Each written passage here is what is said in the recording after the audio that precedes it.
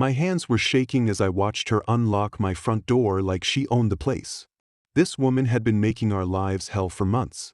And now she was actually breaking into our house. I couldn't believe the audacity. But what happened next? God, I wish I could have recorded her face. When she called those cops, so sure she'd finally destroyed me. She had no idea what was coming. The moment they knocked and my wife answered that door, I watched 20 years of arrogance crumble in seconds. Sweet, sweet justice never felt so good. Have you ever had that perfect moment when a bully finally got what they deserved? Tell me your story in the comments. My father, Colonel James Bryant, died 28 years ago, and I've been maintaining this memorial garden ever since. It's not some elaborate monument, just a small section of carefully tended roses and lilies surrounding a simple stone marker. But it was his dying wish, the one thing that gave him peace after decades of Vietnam nightmares. The garden was his therapy, his way of growing something beautiful out of all the ugliness he'd seen. So when I found those challenge coins placed with military precision around plants I'd tended for nearly 3 decades, my first thought wasn't gratitude. It was fear. Security cameras aren't something you expect to need in a quiet suburban neighborhood, but I'd installed one after some teenage nonsense last month.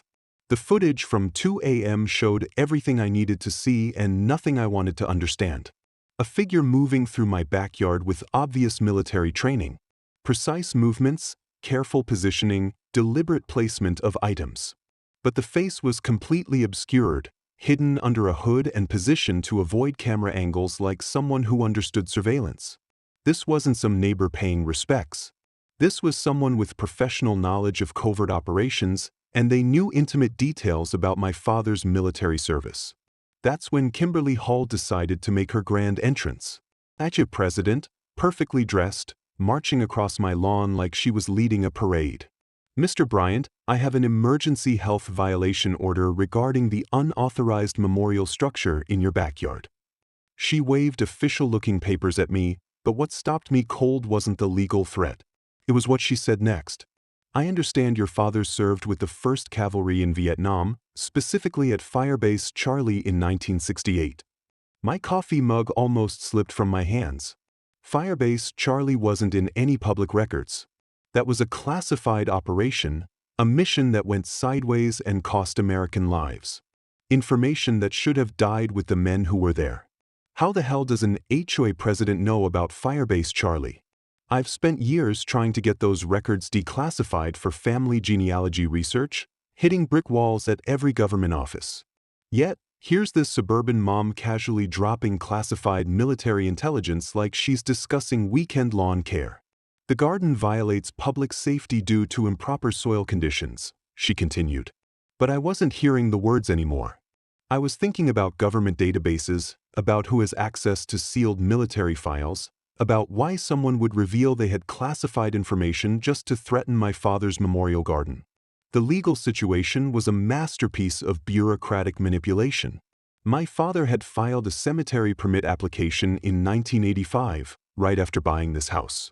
36 years of processing delays and additional documentation requirements. The kind of government red tape that crushes families who can't afford lawyers to push their cases through the system. The garden existed in legal limbo, neither approved nor officially denied, which gave Kimberly the perfect leverage point. You have 30 days to remove the structure or face $15,000 in fines, she announced with the kind of smile that suggested she knew something I didn't. But then she said something that changed everything.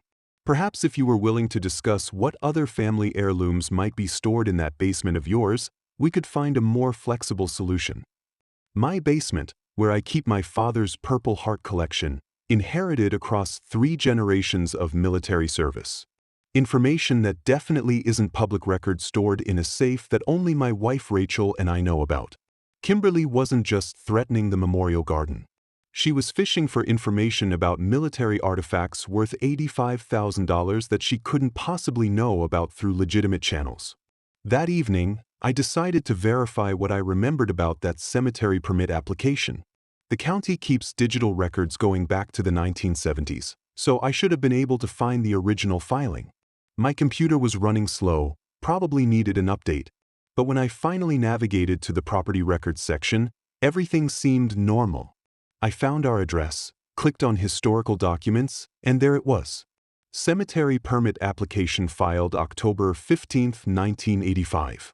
But as I was reading the details, my screen went completely black.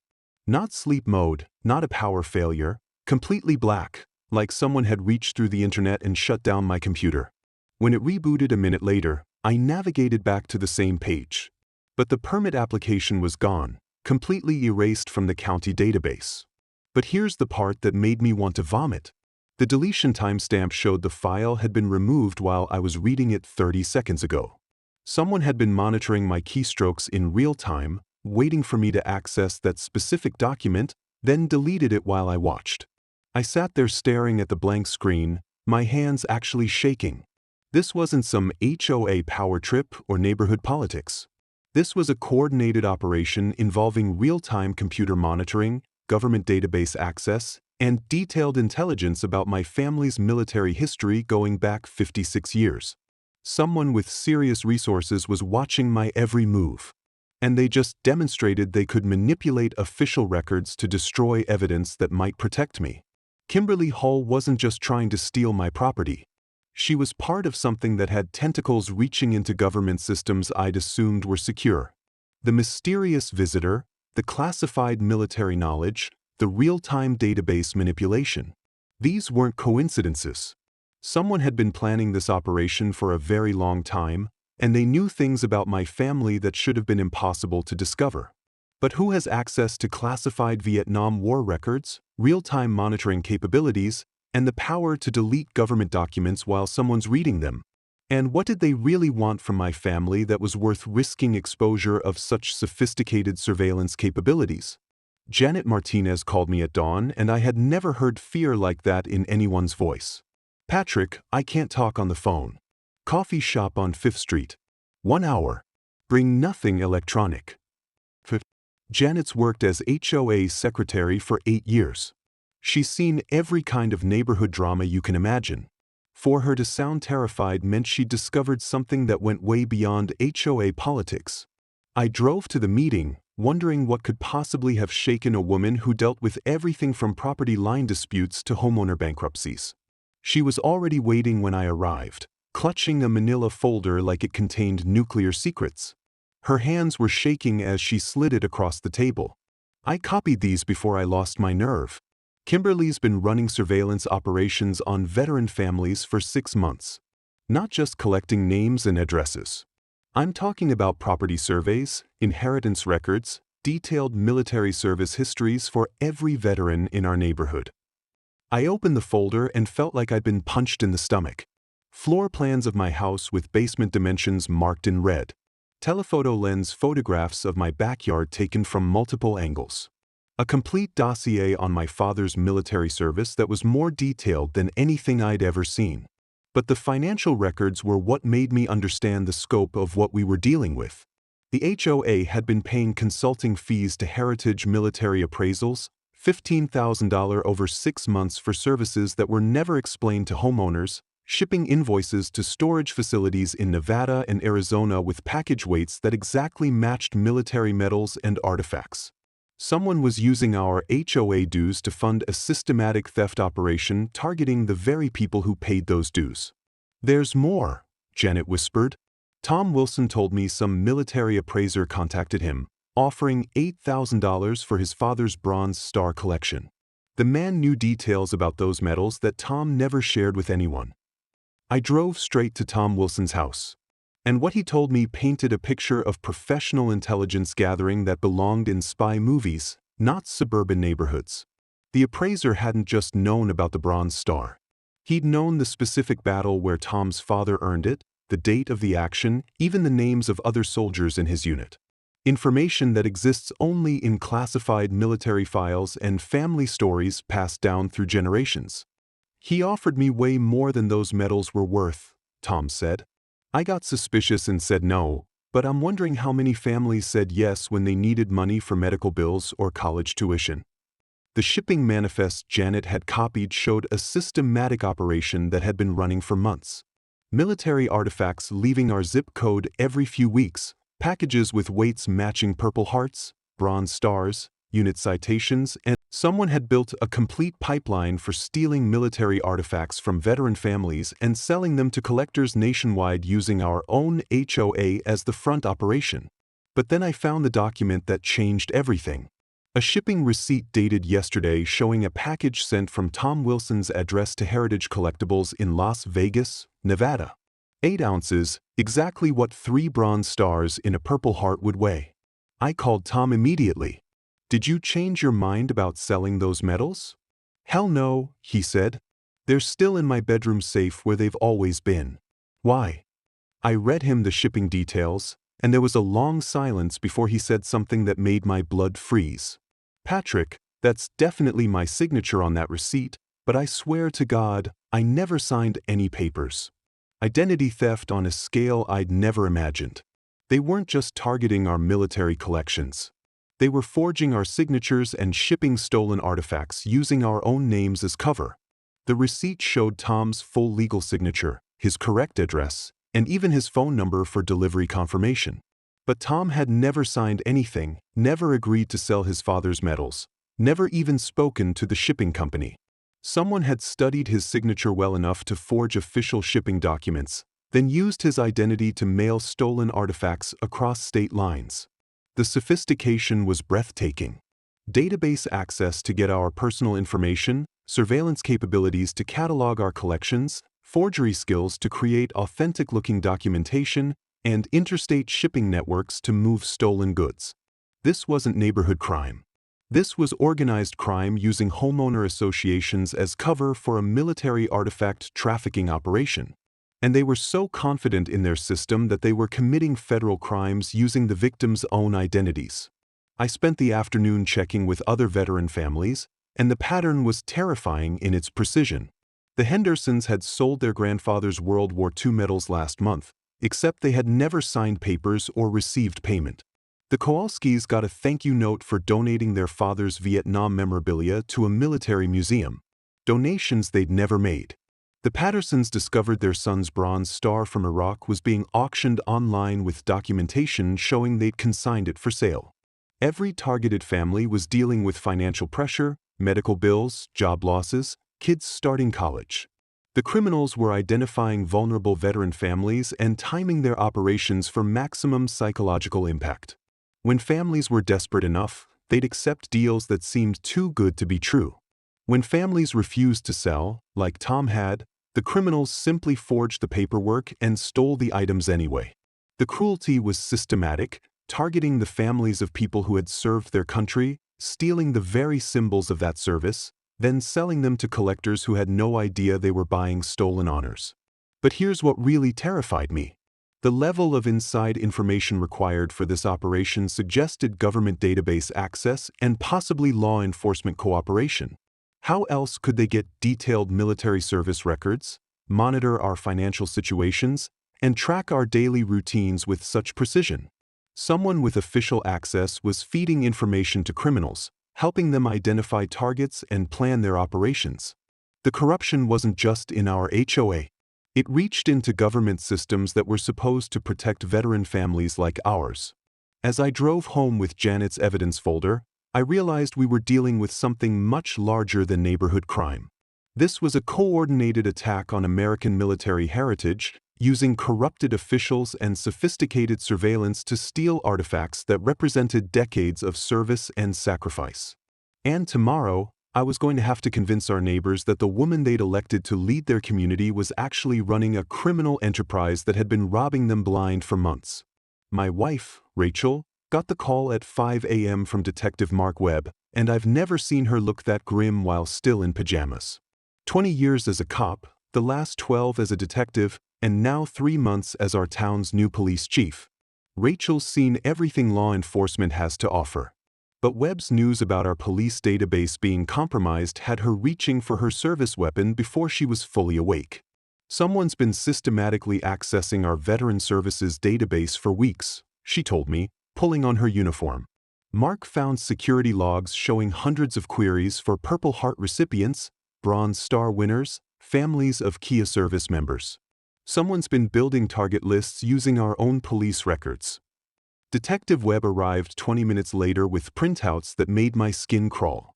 The compromised login credentials had been used to access not just names and addresses, but financial records, family status updates, psychological evaluation reports for veterans receiving PTSD treatment. Everything a criminal would need to identify vulnerable families and plan systematic theft operations.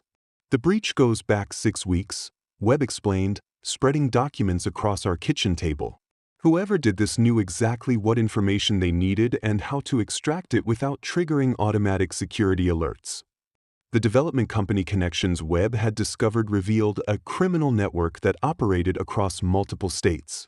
Shell auction houses specializing in military memorabilia, all connected to the same corporate structure that owned properties in our neighborhood. These weren't legitimate businesses. They were money laundering operations designed to give stolen military artifacts the appearance of legal provenance. A Purple Heart stolen from a veteran's family in Colorado would be consigned to an auction house in Nevada, sold to a collector in Florida, then resold as a legitimate antique with fabricated documentation showing a clean chain of ownership. But the personal betrayal came when we confronted Linda Carter about her social media access. Our 60-something neighbor, the sweet widow who organized block parties and brought cookies to newcomers, broke down crying when we showed her how she'd been manipulated. Kimberly said it was for a neighborhood safety app, Linda sobbed. She needed social media passwords to monitor for suspicious activity and protect everyone. I wanted to help keep our community safe. Through Linda's accounts, criminals had been cataloging military displays visible in neighbors' homes, identifying family members who posted about military service, and tracking when families traveled for extended periods. Webb's investigation into similar cases nationwide painted a picture of industrial-scale theft that had been operating under law enforcement's radar for years. 12 different states, always the same pattern. A new HOA president with a personal tragedy story, systematic targeting of veteran families, and eventual theft of military collections worth hundreds of thousands of dollars. The development company connections were consistent across all locations, suggesting a coordinated national operation with sophisticated intelligence gathering and corruption capabilities. The scope was staggering, but it was the personal threat that made my blood run cold. At 3 that afternoon, Rachel's police-issued phone buzzed with an encrypted message that changed everything. Your husband took something that doesn't belong to him. Check your basement safe. We know the combination is your wedding date. You have 24 hours to return our property or join him in federal prison. The message had originated from inside the police station network. Someone with access to our internal communications was monitoring our investigation and making threats in real time. Rachel's face went white as she processed the implications. A mole inside her own department, someone with system access who had been feeding information to criminals for who knows how long. Every case she'd worked, every investigation she'd launched, every confidential report she'd filed, potentially compromised by someone sitting in the next office or working the same shifts. The violation felt personal and professional, destroying her trust in the very system she'd spent her career building and protecting. The basement safe had suddenly become a symbol of how thoroughly our privacy had been violated. We'd chosen our wedding date as the combination because it seemed romantic and secure, a detail known only to us and maybe recorded in some old anniversary card. But criminals, knowing that intimate information meant they'd been watching us far longer than we'd realized, studying our habits, monitoring our routines, collecting personal details that could be weaponized against us. How many times had they observed us opening that safe? What other intimate details about our lives were being used to plan our destruction? Webb's continued investigation revealed corruption that reached multiple levels of government. The records clerk, David Parker, was just the beginning. There were compromised officials in the county assessor's office, corrupted employees in the Veterans Affairs Department, and infiltration of multiple police database systems across different jurisdictions. The criminal network hadn't just corrupted our local systems.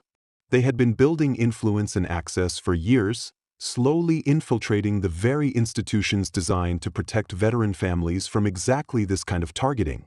The psychological profile of the operation was particularly cruel. These criminals didn't steal randomly. They studied each family's emotional vulnerabilities and financial pressure points, then crafted approaches designed to exploit exactly those weaknesses. Veterans struggling with PTSD received different pitches than widows dealing with grief. Families with mounting medical bills got different offers than those facing college tuition costs. The criminals had turned emotional manipulation into a science, exploiting the very vulnerabilities that military service and sacrifice had created. But it was the realization about my own family's targeting that made me understand how deep this conspiracy reached. We weren't random victims. We'd been specifically selected, studied, and manipulated as part of a long-term operation that had been gathering intelligence about us for months or possibly years. The mysterious visitor to my father's memorial, Kimberly's knowledge of classified military information, the real-time database manipulation. These weren't coincidences. Someone had been planning our destruction for a very long time. Have you ever felt like someone was watching your every move? That constant sense of eyes on you? The way every phone call suddenly feels dangerous. The realization that your own government systems have been turned against you. Rachel and I were living that nightmare. But it was worse because we were supposed to be the protectors. Instead, we'd become targets of a criminal network that had infiltrated our workplace, corrupted our neighbors, and turned our community into a hunting ground for stolen military heritage. The message from inside the police station wasn't just a threat. It was a declaration of war against everything we'd sworn to protect and serve. And tomorrow, we were going to have to figure out how to fight back against enemies who knew our every move before we made it. The emergency HOA meeting was scheduled for 7 p.m. And I'd prepared as if I was briefing a military operation. 3 weeks of investigation had given me charts, financial records, shipping manifests, everything needed to expose the criminal network that had been operating under our noses. The community center was packed with more residents than I'd ever seen at an HOA meeting. Clearly, Kimberly had been rallying support, painting me as some kind of unhinged veteran who was harassing innocent neighbors.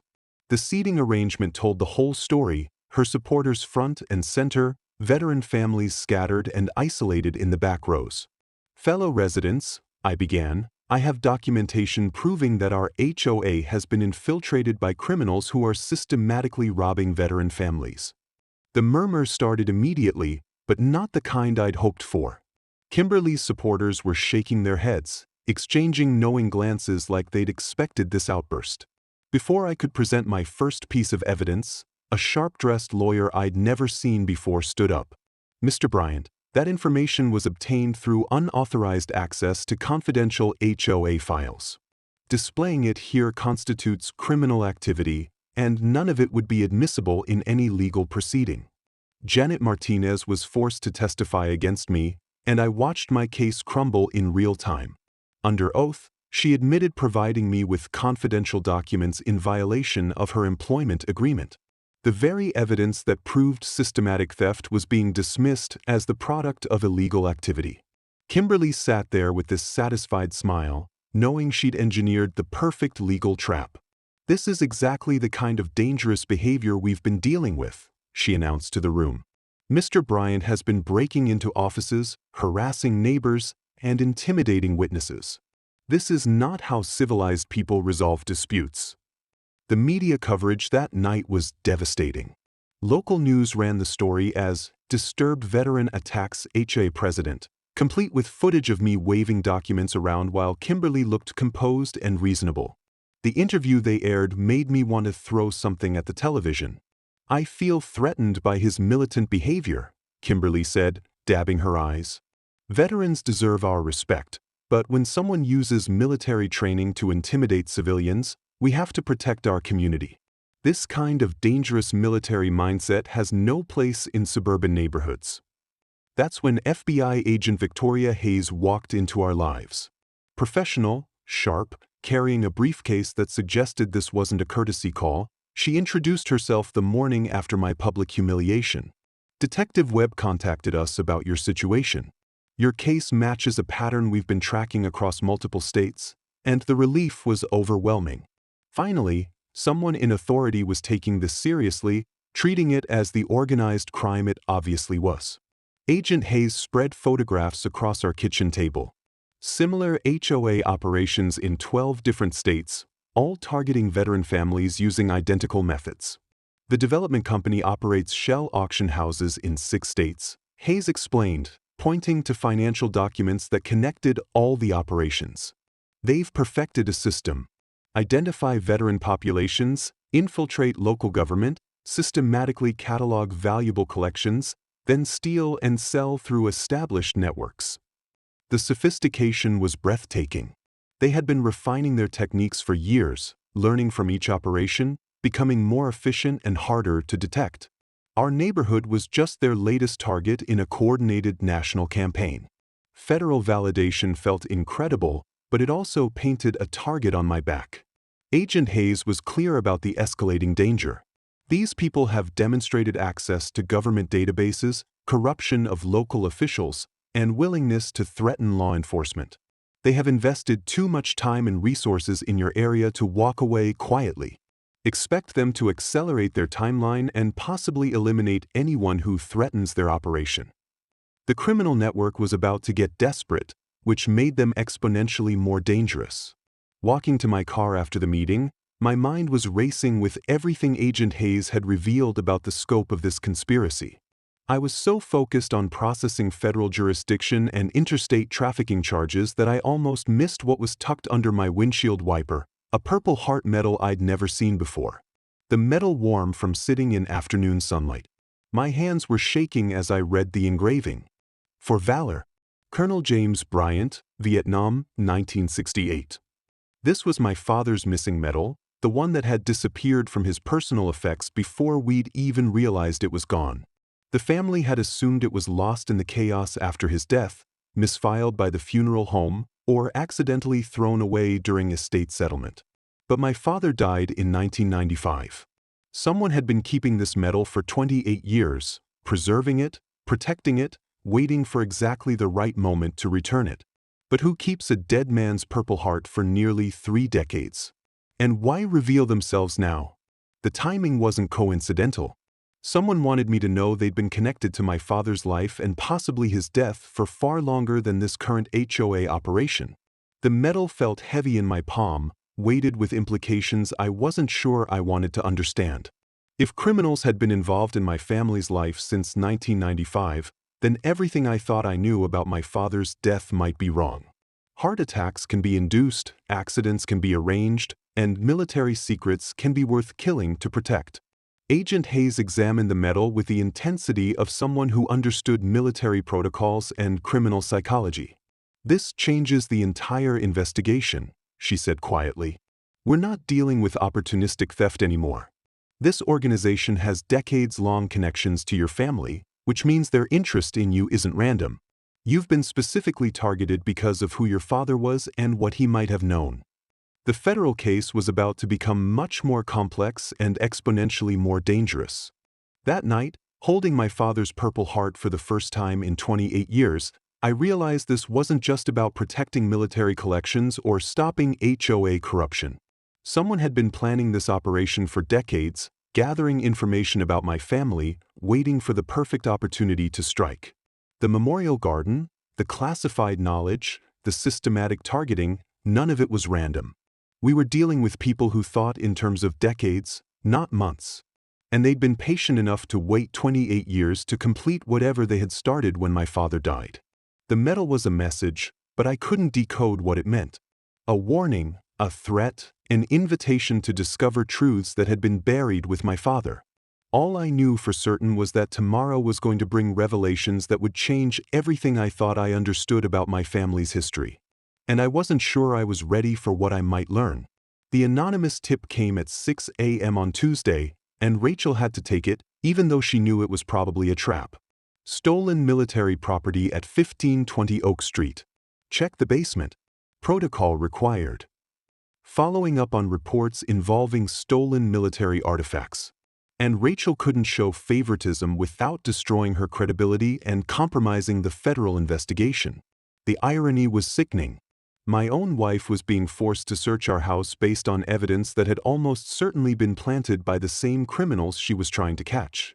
I'll never forget watching Rachel lead a search team through our front door. Her face a mask of professional duty while her eyes showed the personal anguish of having to treat her husband like a suspect. The search warrant was legally perfect. Someone with extensive legal knowledge had crafted it to ensure maximum humiliation and media impact. News crews were already positioned outside, clearly tipped off about the search, ready to capture footage of military artifacts being carried from the home of the veteran who'd been harassing the HOA president. When officers found Purple Hearts and Bronze Stars in our basement storage area, my world collapsed. These weren't my father's medals. They were artifacts stolen from other families, planted in my home to frame me and destroy my credibility permanently. The documentation was devastating. Each medal came with authentication papers showing it belonged to veteran families I'd never met in neighborhoods I'd never visited. The Kowalski family's World War II medals, the Hendersons' Vietnam artifacts, the Martinez family's Korean War decorations, all supposedly part of my theft ring. Local veteran arrested for military medal theft ring dominated every news station by evening.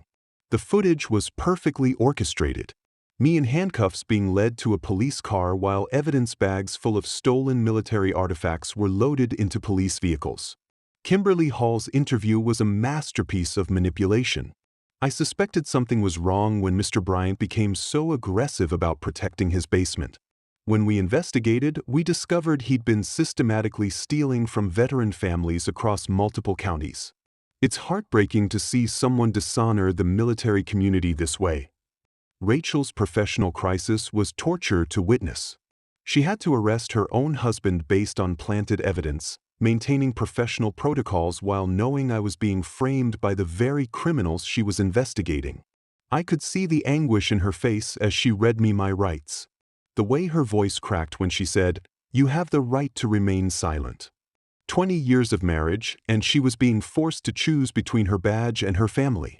The criminals had engineered this perfectly, using Rachel's integrity against both of us.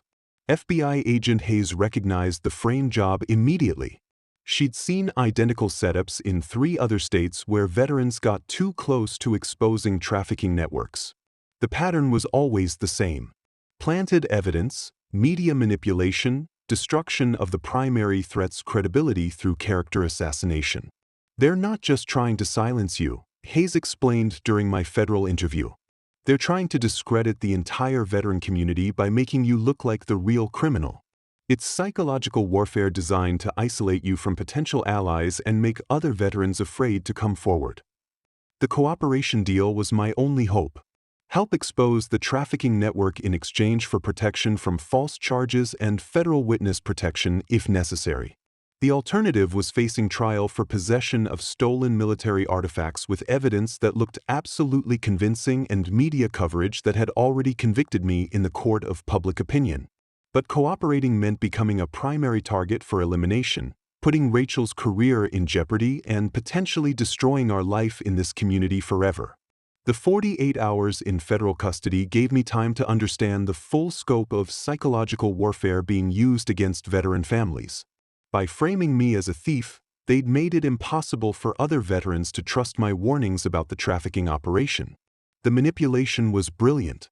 Turn the victims against each other, make them doubt their own allies, isolate threats through character assassination rather than direct violence. Every veteran family in our area now had reason to suspect I might have stolen from them personally. When I was released on cooperation agreement, wearing a federal monitoring device for protection, our neighborhood felt like hostile territory. Former friends crossed the street to avoid me. Neighbors whispered behind their curtains, and I could feel the weight of their judgment and suspicion.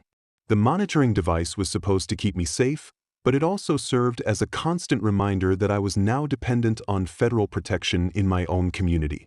The criminals had achieved something worse than imprisonment. They had stolen my identity and reputation.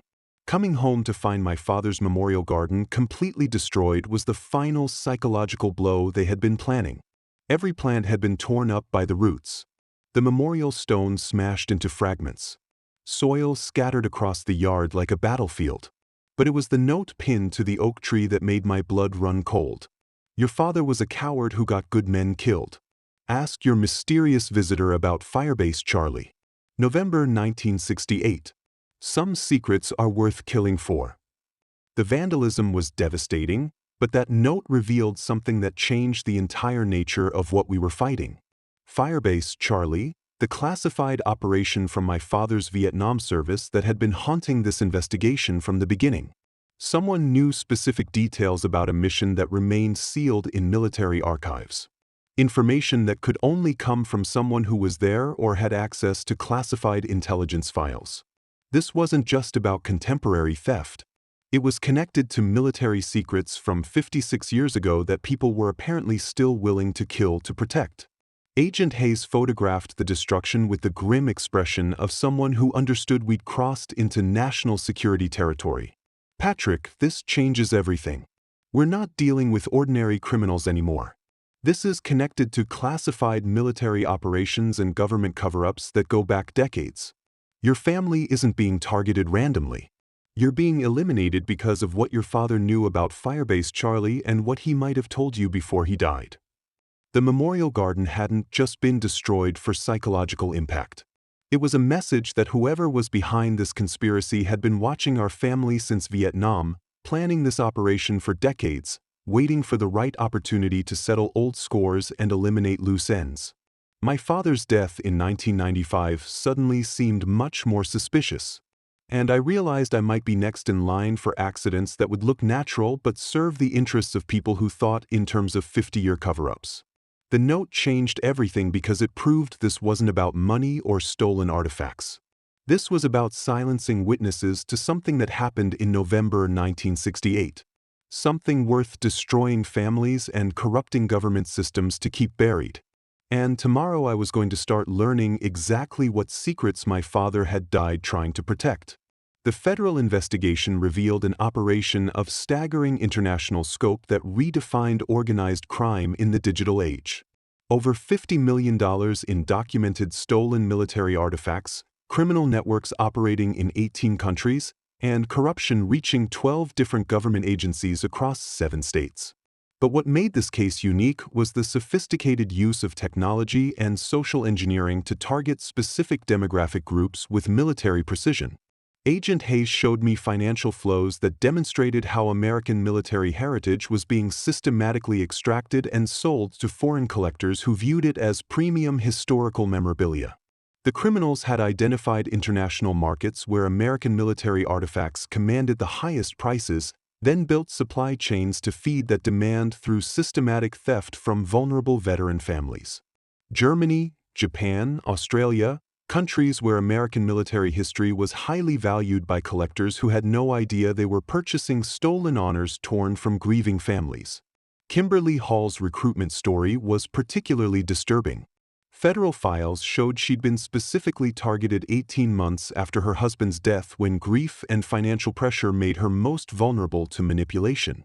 The criminal organization had essentially headhunted her, studying her psychological profile, crafting an approach that would turn. The international scope was staggering beyond anything investigators had imagined.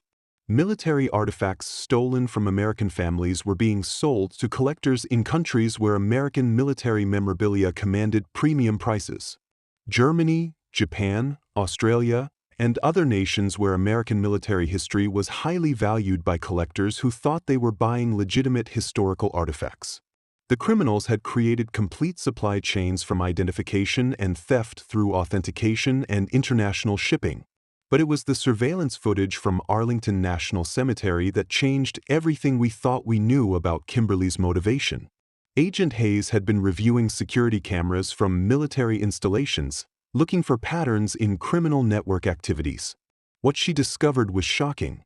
Clear footage of Kimberly Hall visiting a grave marked Robert Hall, Vietnam veteran, 1947 to 2018. Her husband's grave was in a military cemetery, which meant Robert Hall had been a veteran himself. Everything Kimberly had told us about her motivation, the civilian husband denied military benefits, the system that protected veterans while ignoring regular families, had been a complete lie. The psychological profile became clear once we understood her real story. Robert Hall hadn't been denied benefits because he was a civilian. He'd been a Vietnam veteran whose military service had ended badly, possibly through court-martial or dishonorable discharge. The criminal organization had recruited Kimberly by promising revenge against the military establishment that had failed her husband. The federal investigation into Robert Hall's military record revealed connections that made my skin crawl. He'd served in Vietnam during the same period as my father, possibly in operations related to Firebase Charlie. The targeting wasn't random. Veterans from specific units, soldiers who'd been involved in classified operations, families who might have inherited knowledge about sensitive military activities. The criminal network wasn't just stealing artifacts for profit.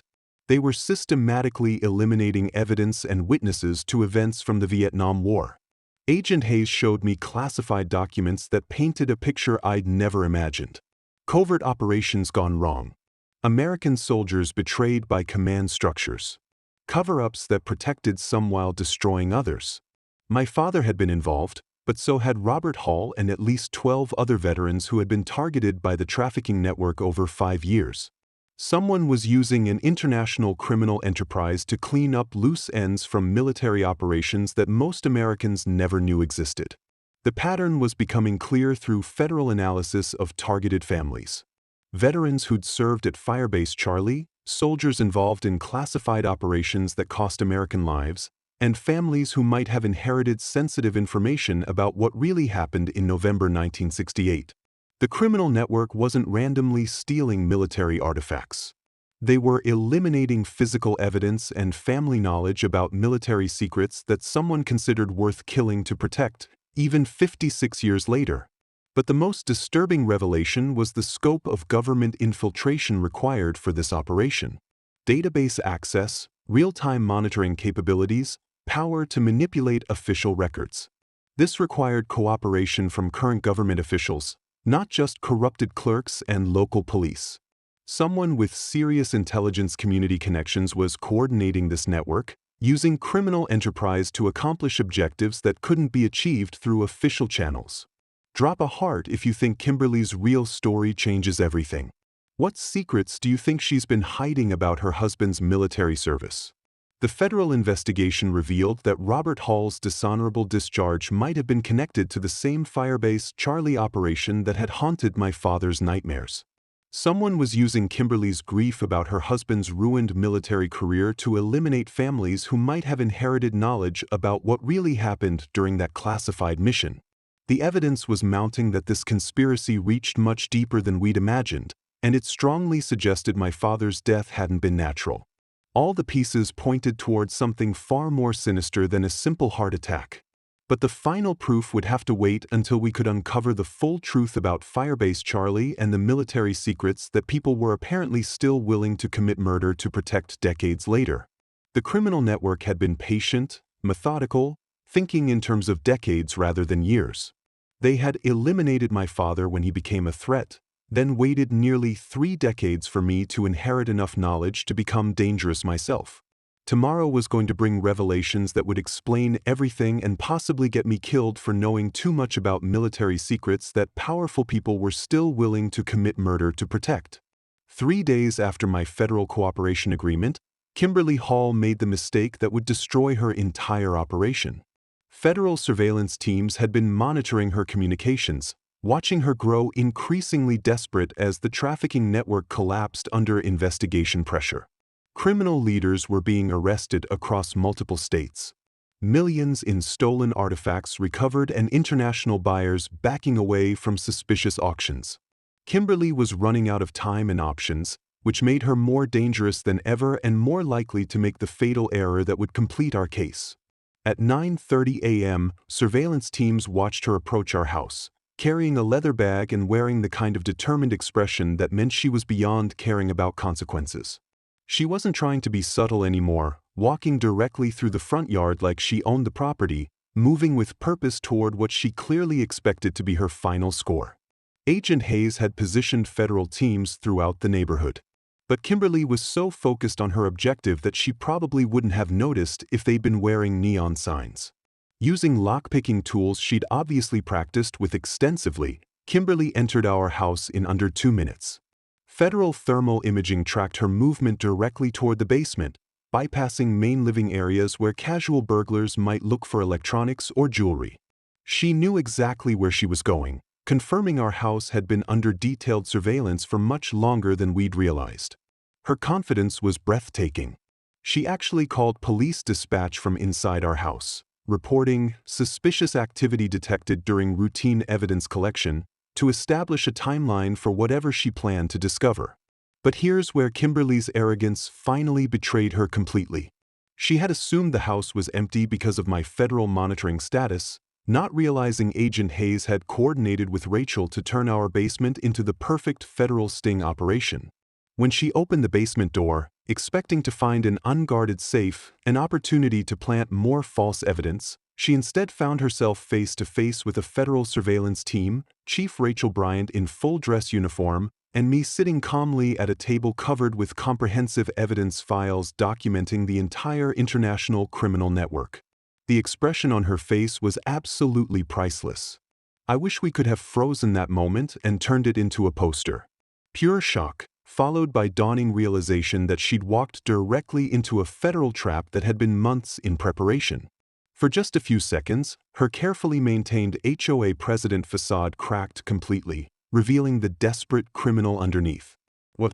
How did you?" she stammered, looking around our basement like she couldn't process what she was seeing. The federal recording equipment captured every word, documenting her illegal entry and possession of evidence-planting materials. Agent Hayes stepped forward with handcuffs and a smile that could have melted steel. "Miss Hall, you're under arrest for conspiracy, trafficking stolen military artifacts, breaking and entering, wire fraud, and about 20 other federal charges we've been building against you." The revelation that Rachel's investigation had been coordinated with federal authorities from the beginning was beautiful to witness. All those nights, I'd thought she was choosing career over family.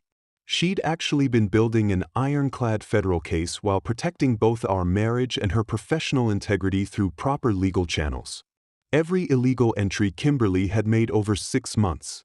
Every planted artifact, every threatening communication had been documented through federal surveillance warrants. Her current evidence-planting attempt was being recorded in real time, providing final proof of criminal intent that would destroy any claim she'd been acting with an HOA authority. The federal team had been methodically building this case, using proper legal procedures to ensure nothing could be dismissed on technicalities or procedural violations. News crews were positioned outside, not tipped off by criminals this time, but strategically placed by federal agents to document the arrest and provide public vindication for veteran families who'd been systematically victimized. The community was about to witness a complete power reversal. The woman who had portrayed herself as a community hero exposing veteran crimes was being revealed as the leader of an international criminal conspiracy. The psychological impact would be devastating for her supporters and therapeutic for the families she'd targeted. But Kimberly had one final revelation that changed everything we thought we understood about this conspiracy. As handcuffs clicked shut and Agent Hayes began reading rights, Kimberly looked directly at me with eyes full of rage and calculation. "You still don't know who your father really was, do you?" she whispered loud enough for surveillance equipment to capture. "Ask Bill Thompson about the night your father died. November 15, 1995, wasn't a heart attack." Agent Hayes stopped reading rights mid-sentence. That specific information, the exact date and cause of my father's death, was classified intelligence that only military authorities would possess. The implications hit everyone in the room simultaneously. Kimberly's knowledge about my father's death wasn't from public records or criminal research. It came from someone with access to classified military files and possibly direct involvement in events from 28 years ago. This wasn't just about contemporary artifact theft. It was connected to my father's murder and Firebase Charlie operations that had been driving this investigation since the beginning.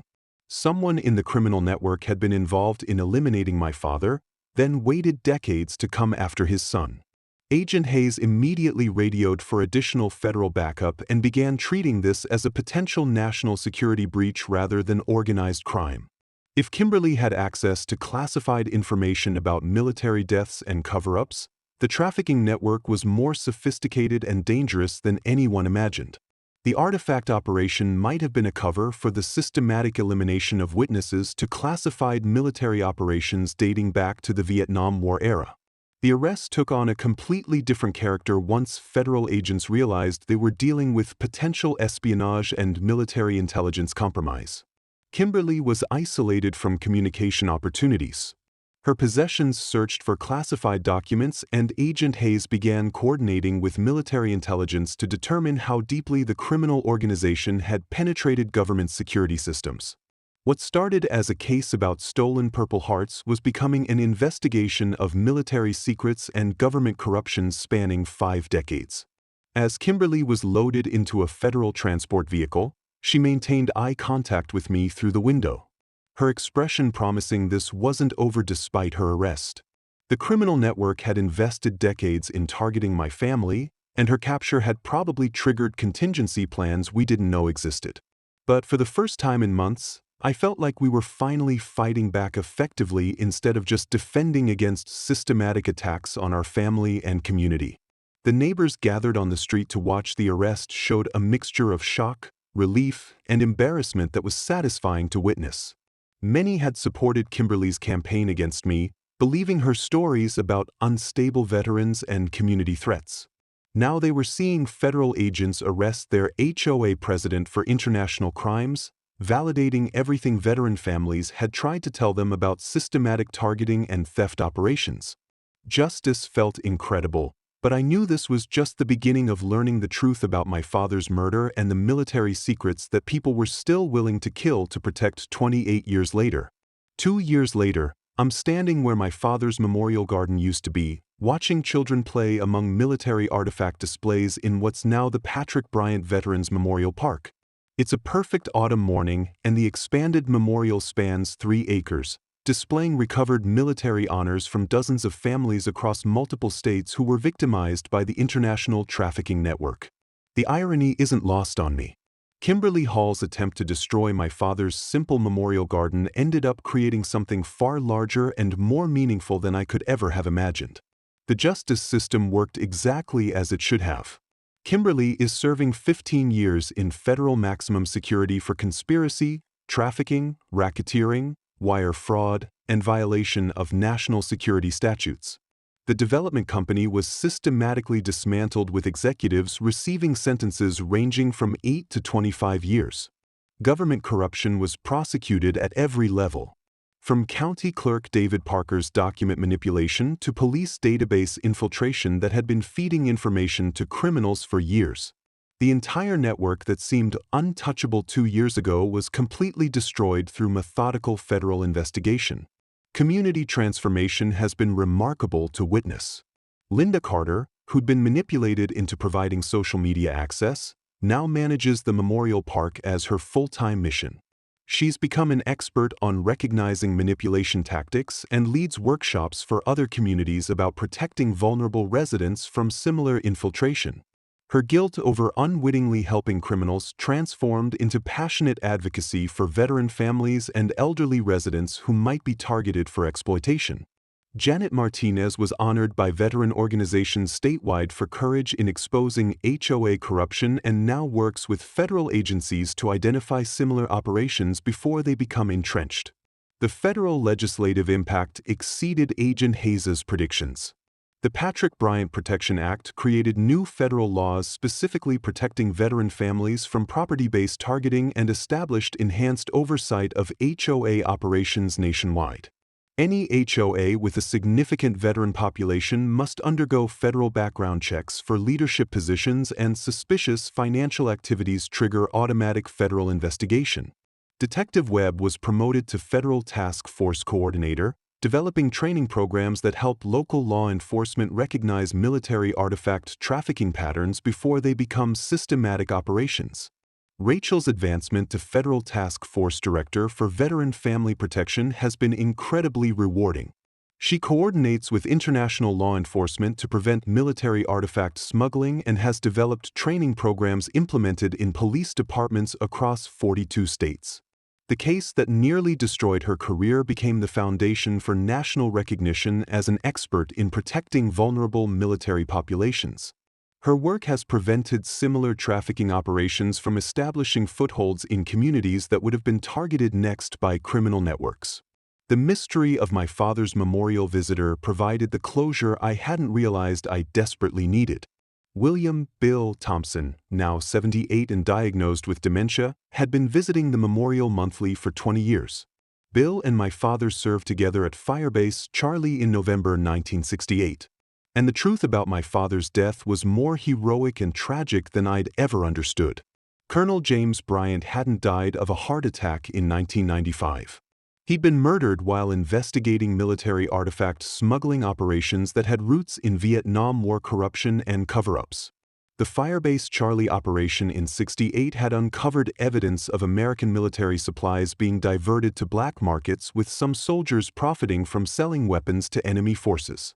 My father and Bill Thompson had been part of a classified investigation identifying Americans involved in smuggling. But the investigation was buried to avoid damaging military morale during an unpopular war. Soldiers involved were quietly transferred rather than prosecuted. Evidence sealed in files that most assumed would never surface. But some of those soldiers continued criminal activities after returning to civilian life, eventually building the international network that targeted our family decades later.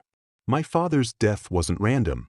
He'd been killed because he was preparing to expose continued activities of the same soldiers he'd investigated in Vietnam. Bill Thompson had been protecting me by visiting the memorial and maintaining silence, knowing that revealing the truth would make me a target for the same criminals who'd murdered my father. His dementia made him forget my identity, but the muscle memory of honoring his fallen friend continued for 28 years. International recovery operations led by federal agents have been staggering in scope. Over 12,000 stolen American military artifacts have been recovered from collectors in 18 countries, with diplomatic agreements preventing future trafficking through international auction houses.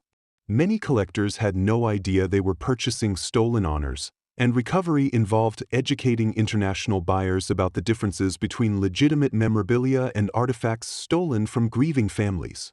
Financial recovery exceeded $70 million, with proceeds returned to victimized families or donated to veteran support organizations. The annual memorial service has become a national event, drawing hundreds of recovered veteran families who gather to celebrate the protection of military heritage for future generations. Bill Thompson, now in memory care, but still able to participate in special events, joins as the guest of honor each year.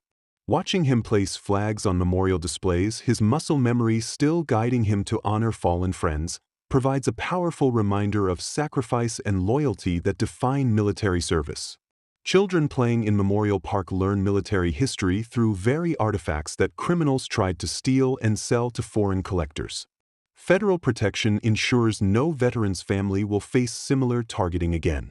Enhanced oversight of military artifact sales, mandatory background checks for HOA leadership in military communities, and international agreements preventing trafficking have created multiple protection layers that make operations like Kimberly's essentially impossible to replicate. The criminal network that seemed sophisticated and untouchable was ultimately defeated by veteran families working together, federal agencies coordinating across jurisdictions, and communities learning to recognize and reject systematic manipulation. But the story isn't over yet. As this year's memorial service was ending, families gathered around the displays while children ran through the memorial garden. My phone rang with a call that reminded me how deep these conspiracies reach and how patient some enemies can be. Mr. Bryant, this is Colonel Sarah Mitchell, Pentagon Historical Division. We need to talk about your father's final mission and the people who killed him. Based on recent intelligence developments, we believe they're planning something much bigger than stealing medals. And we think you might be the key to stopping them. The investigation that began with mysterious flowers on my father's memorial garden has revealed corruption spanning 5 decades, criminal networks operating across international boundaries, and military secrets that people are still willing to kill to protect. But it's also demonstrated the power of veteran families working together, federal law enforcement agencies that take their oaths seriously, and communities that can learn to recognize and reject systematic manipulation and corruption. Looking back on everything we've survived, I'm struck by how much can change when people decide to fight back against systematic corruption instead of accepting it as inevitable. Kimberly Hall thought she could manipulate our community, steal our heritage, and destroy anyone who threatened her operation. Instead, she created something stronger and more lasting than she ever imagined. A community united in protecting what matters most, and a legacy that will honor military sacrifice for generations to come. The phone call from Colonel Mitchell reminds me that some battles continue across generations. That the price of freedom includes constant vigilance against those who would exploit and corrupt the very systems designed to protect us. But it also reminds me that we're not fighting alone. That others understand what's at stake and are willing to stand against those who would steal our heritage and sell it to the highest bidder. And that gives me hope for whatever comes next in this fight that's apparently far from over. That's the story of how an HOA Karen's arrogance led to the downfall of an international criminal network. Here at the Silent Brave, we believe that sometimes the most incredible tales come from the most unexpected places. If this story of justice and perseverance resonated with you, hit that like button and let us know in the comments. Until next time, remember that even the smallest voice can echo the loudest when it speaks the truth. See you in the next video.